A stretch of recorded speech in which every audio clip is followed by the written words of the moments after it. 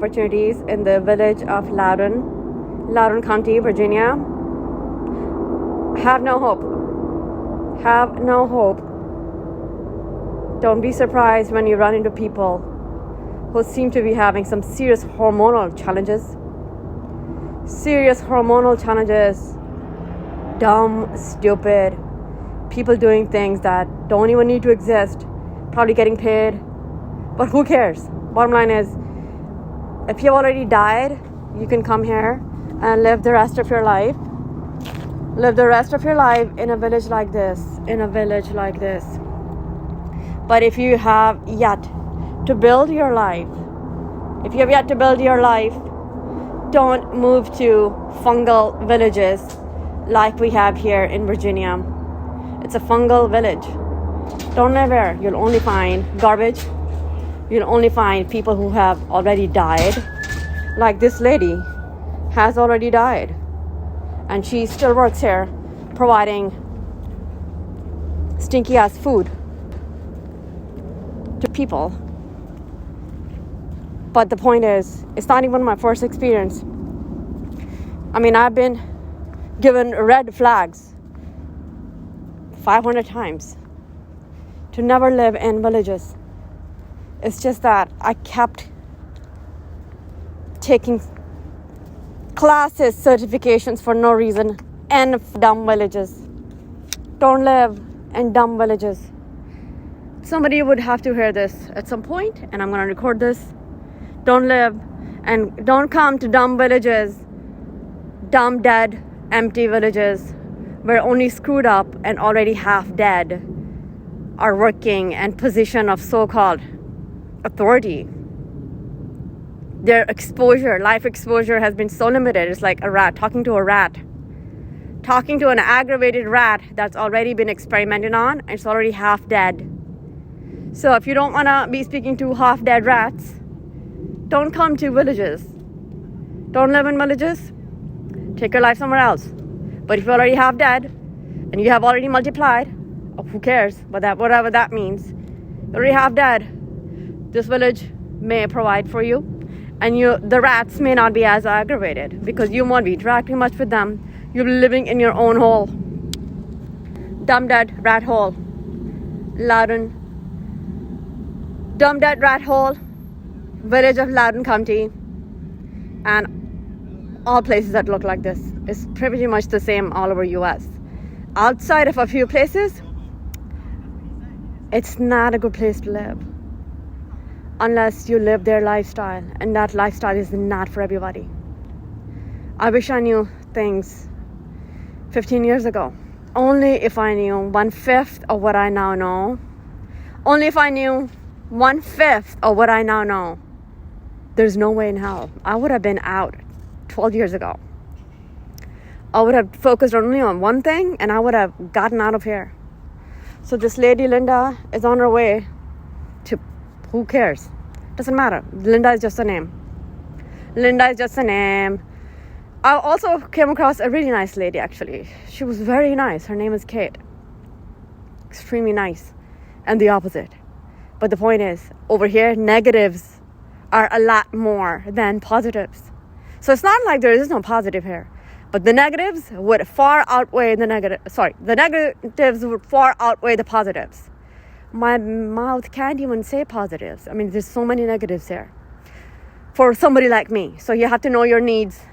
Just in case I did not finish my talk last time, I was saying over here, the negatives would far outweigh the positives if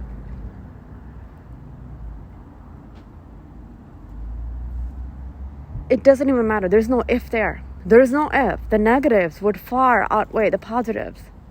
So, already half dead, already, ready to just go die somewhere and eventually walk your way into some hole and pass away. This is great. It's a dream come true. But this is not meant for everybody. A lot of people who live the lifestyle, a lot of people live here, how they eat, drink, their social life, whatever that's called, it's meant for that. What a stupid life I chose. I didn't even choose. I wish I had chosen it. What a stupid dirt life I chose. There is a very nice lady in there, but most of what I saw is disgusting. There's a reason those people are working there and are just really dying. They're dying in their own mind. I was just talking to a dead rat in position of authority. And I've seen too many in these ugly villages. There's a reason I have switched work opportunities, and I wish I knew only 1/10 of what I now know 5 years ago. 5 years ago. Let's just forget 15. You have to know your life needs early in life, and they have to be yours. And you have to put yourself in an environment that supports those needs. It doesn't have to support the needs of those who claim to be related to you.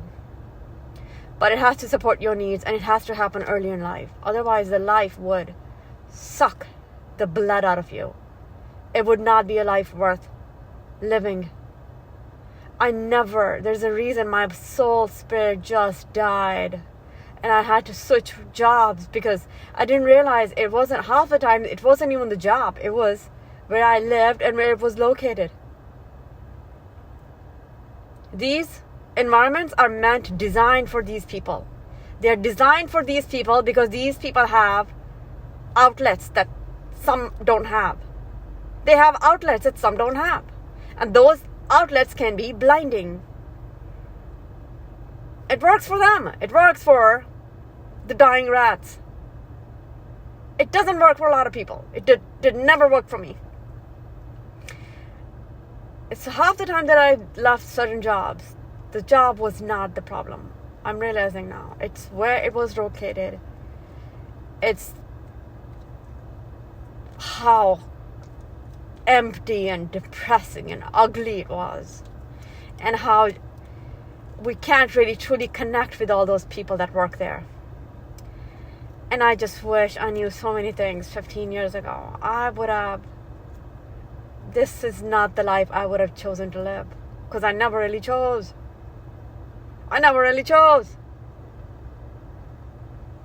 There was time. But what was lacking was maturity to make hard decisions. Bold. Hard. To take risks. It was there.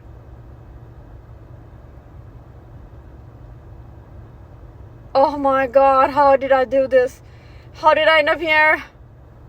In a graveyard, after graveyard, after graveyard, they call this country.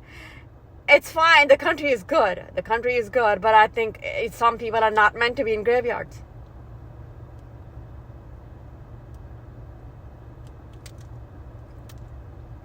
It's so late now.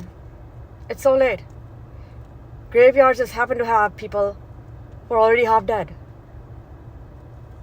So if you're half dead, you can tolerate them. And they would live your lifestyle. There's going to be more overlap. So dead rat would not know they're meeting a dead rat. There's going to be more overlap in their lifestyles. Not my choice. We don't have to come and live here in prisons. We already come from uglier prisons. We don't have to land in another ugly prison full of dead rats in positions of so-called authority. Being dumb and stupid, doing things that don't matter, don't count, create more failures, create more deaths, create more sickness, illnesses. Needs early in life, you have to figure them out for yourself, write them down. You would become a passive recipient of other people's choices, methods, life philosophies, and ugly and buttchuckle and pendu would come running back to you because your frame would define what you get. Your frame would remain dirty. You have a dirty frame. So when the frame is dirty and ugly, It will only invite dirty and ugly and half dead. Half dead, dirty and ugly. Pretty common in dead villages like this. So you can pick a dead village if you live their lifestyle. You can pick a dead village if you have already made most of your key life decisions and you just need a place to just lay and then start walking your way into some dead hole. You can do that. And if that's not the case, this place is no different than a prison, and it's an ugly one because it has no match. It doesn't offer much. It does not offer much. And you have to know that early in life. My philosophy was you can work anywhere, live anywhere. I was 100% wrong. It's for those people who have other outlets. Because what they want outside of work, they get plenty of that or a version of that wherever they go.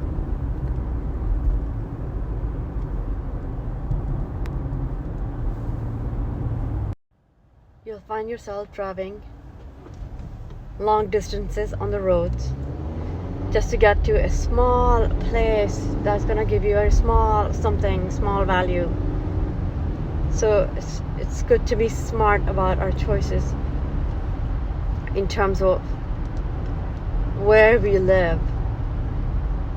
It's not designed for everybody. It's not just city or just suburbs. There's not two extremes. You can pick.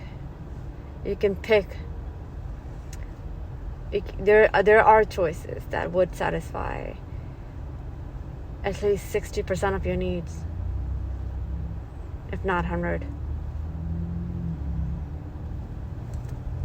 There's no point losing life on roads unless it's for leisure. There's no point losing life interacting with dead rats or dying rats, because that's what they like. They like that. It's just not meant for you. Dead rats or dying rats would not know they're talking to dying rats. The people who have somewhere to go or who are trying would know that. I commend myself and I give myself a pat on the back for keeping my patience when I speak to or happen to have spoken to people who remind me of the analogy of dying rats who are just very different from what you're used to or what you want or what you'd rather have. I commend myself for staying patient with them, because then I also see the positive side. At the same time, there will be somebody else somewhere close by who would be the opposite. So it's not that I don't see that. I see it. And it's great that I'm sure that lady herself, probably the good lady or the normal lady, probably herself has gone through many things. But she tolerates it. That's another thing. You will tolerate if it is bringing more positive in your life than negative. So you will tolerate. Maybe she's clearly getting paid. She's clearly getting some sort of volunteer fulfillment out of this. She's seeing people. She's seeing her reward, I guess, more often. And she has become, she likes that, right? So she tolerates the poor behavior or the dying rat behavior. So what I'm saying is, it's not that we don't want dying rats. Who cares? You can be a dead rat, dying rat. Who cares? You can choose to be whatever you want. You will define your world, your little bubble of life by choosing to be whoever you want. And that can change from time to time. That I understand. But what I'm saying is, I commend myself for staying patient with people like this. And I stayed very patient, and that's how I got her card. So It's not uncommon to come across people like that, even in work environment. It's very common. And most of the times it's women. Sometimes it's men. I would say it was very rare that I came across men like that. And when I did,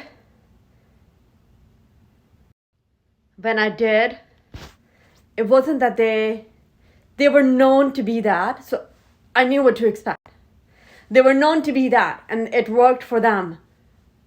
So we knew what to expect. It's just that when you go into a place like that you're not even supposed to be in, and you're looking for a volunteer opportunity, and you get hit by this dying rat who says, I am the authority, just like the police, the cop that is a few feet away from here. The cop, the lying, another dead rat who has found his dwellings in this graveyard because it works for him. At work and outside of his work, he gets his needs met. He gets what he wants in his life, I guess. But people like me, I'm just going to speak for myself, I don't know about others, it doesn't provide for me. I didn't just want some bunch of fruits and some bunch of vegetables. I could have gotten that anywhere on the planet. I'm blaming myself. I am blaming and I'm blaming myself for not maturing up earlier in life to know you don't wait. You don't take the fact that you are mentally you die. Your spirit dies in certain environments. You don't take that lightly. So I am blaming myself. I would continue to blame myself till I am gone. And that would be a good day because it would be a release. It would be a release into something really good. And yeah, so I only turn my camera on to say I commend myself for staying patient with these people because I've seen it. It's not new to me. And I've seen it even outside of US very briefly. Very briefly I've seen it outside. But I've seen it here a lot more coming from women than men. And also there have been men, but again, they're known for being that. There's less fluctuation. There's more, it's the same level. And it doesn't fluctuate as much as the women do.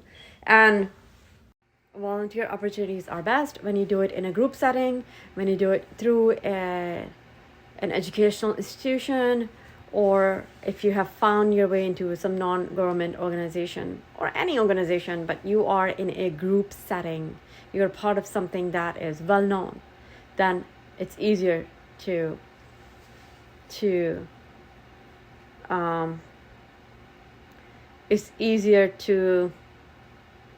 get your hands on those opportunities. But again, even those group settings are limited to what the group wants, right? What the group is intending to achieve or get.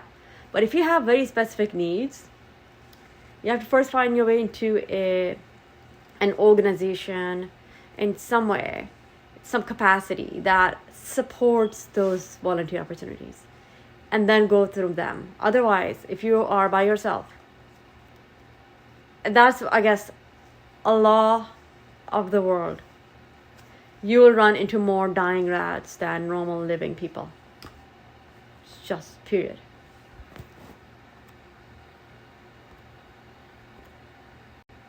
So I might as well end on a note that is practical. So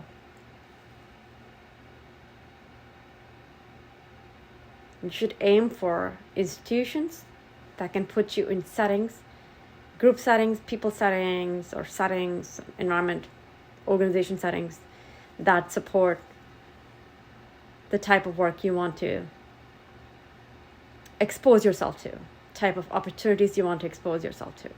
And those opportunities are not to be taken lightly. In fact, you can even suggest that in your work setting. Hey, it would be nice to try this, and bring everybody along. And don't think it's the same when you're by yourself. It is not. Volunteer opportunities are best when you do it in a group setting, when you do it through an educational institution, or if you have found your way into some non-government organization or any organization, but you are in a group setting, you're part of something that is well known, then it's easier to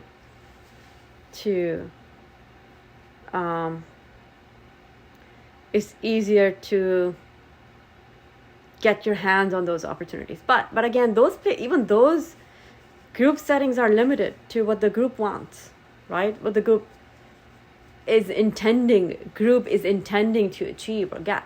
But if you have very specific needs, you have to first find your way into an organization in some way, some capacity that supports those volunteer opportunities, and then go through them. Otherwise, if you are by yourself, and that's, I guess, a law of the world, you will run into more dying rats than normal living people. It's just period.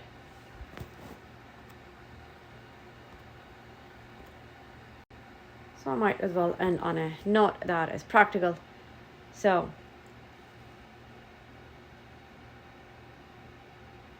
you should aim for institutions that can put you in settings, group settings, people settings, or settings, environment, organization settings that support the type of work you want to expose yourself to, type of opportunities you want to expose yourself to. And those opportunities are not to be taken lightly. In fact, you can even suggest that in your work setting. Hey, it would be nice to try this, and bring everybody along.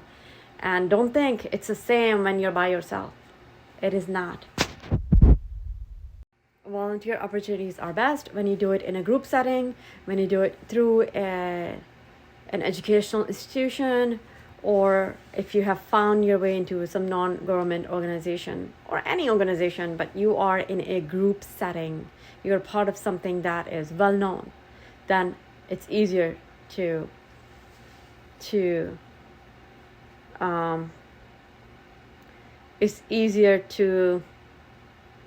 get your hands on those opportunities. But again, even those group settings are limited to what the group wants, right? What the group is intending to achieve or get. But if you have very specific needs, you have to first find your way into an organization in some way, some capacity that supports those volunteer opportunities, and then go through them. Otherwise, if you are by yourself, and that's, I guess, a law of the world, you will run into more dying rats than normal living people. It's just period.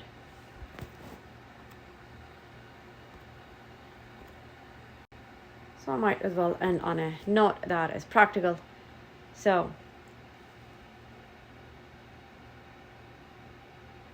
you should aim for institutions that can put you in settings, group settings, people settings, or settings, environment, organization settings that support the type of work you want to expose yourself to, type of opportunities you want to expose yourself to.